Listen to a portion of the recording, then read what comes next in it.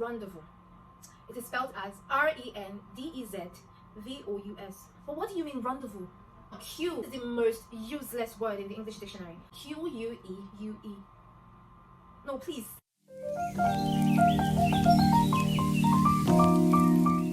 Hi guys, welcome back to my YouTube channel. If you're watching and you're not subscribing, please subscribe, like, comment and share. I'd appreciate that. Alright, today I'm going to be doing something I find really fascinating and annoying. So this edition is part 1. Let's get into it. We're going to be dealing with certain words that are not pronounced how they're spelled. Now, we do realize that most words found in the English dictionary, or most words found in the English dictionary have their origin traced back to several nationalities. Could be China, could be Spain, could be France, could be Nigeria, and other nationalities. Words that are supposed to be pronounced straightforwardly, they decide to add extra letters that are completely silent and useless in that word. Okay, the first word is a yacht. Yacht is spelled as Y-A-C-H-T, but they decided to keep it as a yacht. I remember growing up, I used to pronounce it as a yacht. I was so confused because I wanted the T to be pronounced, so most times I would say yacht. But why the CH, English people? Why not just leave it as yacht, Y-A-T? Why complicate things? Just decided to waste letters or alphabets. Alright, the second word is a mirage. Mirage is spelled as M-I-R-A-G-E. Why didn't they just say mirage or mirage? But if you look at it, mirage sounds classy. You know, those British people, when they want to pronounce their words, like a mirage. It's a mirage. It sounds classy. Marriage doesn't really sound classy, so I'll just give them a pass for that one. Alright, the third word on my list is sabotage. Sabotage. Sabotage is spelled as S-A-B-O-T-A-G-E. I think if you want to pronounce it how it is spelled, it could be sabotage. But like I stated, sabotage, the taj, the ij, sounds British. Maybe you want to say something like, do not sabotage this plan.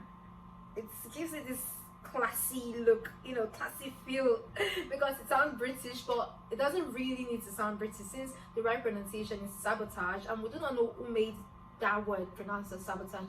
And I believe that the English words have their own rules, just like English sentences have their own rules.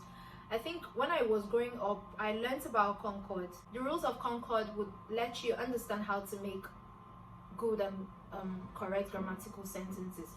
Now, I believe that there is a particular rule that governs certain words, or govern the words found in the English dictionary, that makes certain things pronounced differently. The next one is rendezvous. It is spelled as R-E-N-D-E-Z-V-O-U-S. But what do you mean rendezvous? Rendezvous. What do you mean rendezvous? Oh my days. I remembered when I first heard the word. I was in secondary school at the time, and I was asked to spell rendezvous. I think what I spelled was R-O-N-D-O-V-U, and I failed it, hands down. I failed it boldly. When I found out that this is how it's spelled, and I'm like, what is the point of just saying rendezvous when you could have just said rendezvous?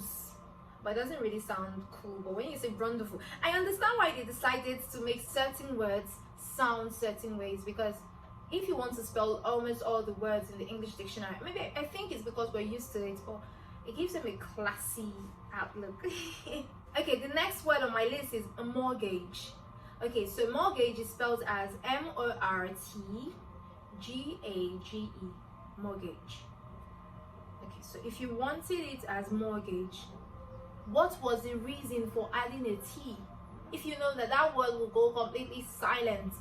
If you want to spell it how it is pronounced, it could be something like M-O-R-G-A-G-E, mortgage. But they decided to complicate things by adding a T. I'm not going to dwell too much on this word. The next one is island. Island is spelled as I-S-L Now there's another word that is also pronounced as island. It is Ireland, but it is in the UK, so I think the word is traced back to the Irish something something. Okay, let's just say that is an exception. Why not just say Iceland? Iceland. What do you think? Iceland sounds too shady. Okay. Iceland, Ireland. No, Ireland gives it a better look. But they didn't need to complicate things by spelling it certain ways. Anyway, the next word, this particular one, I find it really annoying. You know why? Because it is going to be really confusing if there are other words that are also pronounced that way. This particular one, I do not like it. Now, it is Connell. Now, if I ask a teenager or someone that is barely a teenager to spell Connell, and that child is really smart, the child might end up spelling Cornel. Now that is a word on its own, but that is not the word I'm talking about. The word I'm talking about is Colonel, colonel. But they decided to say that we should pronounce it as Connell. Why? Like, why colonel? Because we have colony, but colonel and colonel. See, colonel, Cornell, Cornell, Cornel is a different word. Colonel is another word, and it is pronounced as Cornell. Cornell. Why didn't they just say colonel? Why did they have to complicate things? They literally wasted alphabets. LO is completely silent. Just the CO and the NEL are the only thing that made it to the pronunciation. If they didn't need it, they shouldn't have added it. Why complicate things? Colonel. Moving forward. Now this one, I think I ended up finding the right pronunciation when I was in 100 level in the university. It is epitome. Now I used to know it as epitome, you know, that epitome of beauty. It is epitome of beauty. Yes, epitome of beauty. Now if you think about it, it is actually pronounced how it is spelled. Epitome is EPITOME.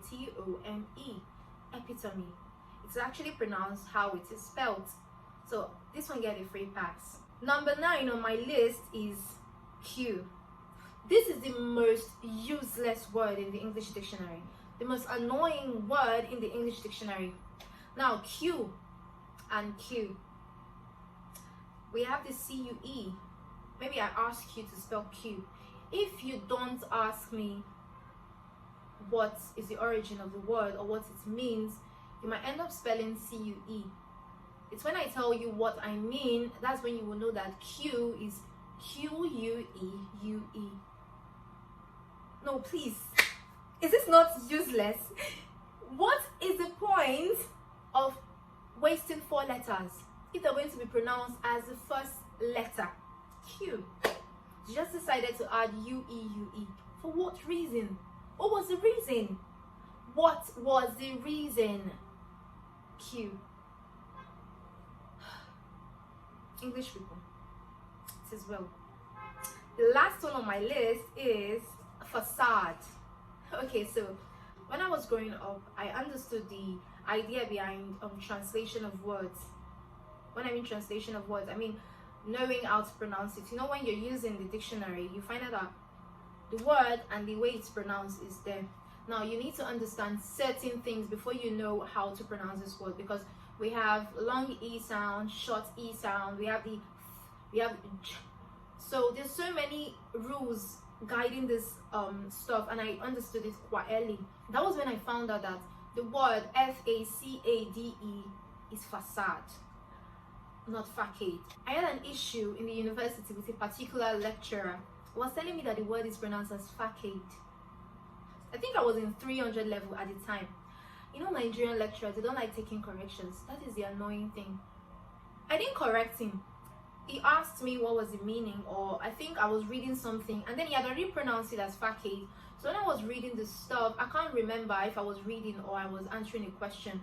But when I was reading that particular thing, I said facade, and it was like, what did I say? I said facade. It was like, it is facade.